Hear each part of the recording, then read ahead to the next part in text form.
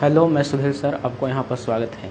तो आज आपका कंपटीशन आपको हिस्ट्री क्लास में दिल्ली में सबसे पहला वंश चालू किए थे जिसका नाम था गुलाम वंश। दिल्ली के सबसे पहला वंश का नाम है, यानी दिल्ली सल्तनत में पहला वंश का नाम है गुलाम वंश। आखिर गुलाम वंश का उत्पत्ति कहाँ से हुआ? तो एक बार की बात है जब तुर्क लोग हम लोग पर आक्रमण किए थे। तुर्क के एक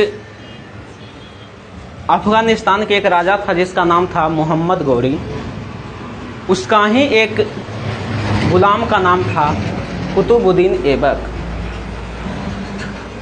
तो उस समय क्या हुआ कि 1191 ईस्वी में मोहम्मद गौरी जो था,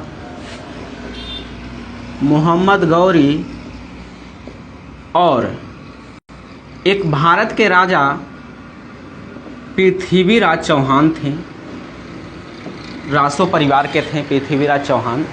इन दोनों के बीच, मोहम्मद गौरी और पृथ्वीराज चौहान के बीच 1191 ईस्वी में एक युद्ध हुआ।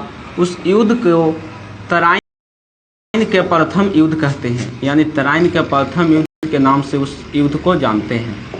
इस युद्ध में तराइन के प्रथम युद्ध में मोहम्मद गौरी और पृथ्वीराज चौहान के बीच हुआ। उस युद्ध में पृथ्वीराज चौहान जो थे जीत गए थे और जो मोहम्मद गौरी थे वो हार गए। फिर 1192 ईस्वी में तराइन का दूसरा युद्ध हुआ।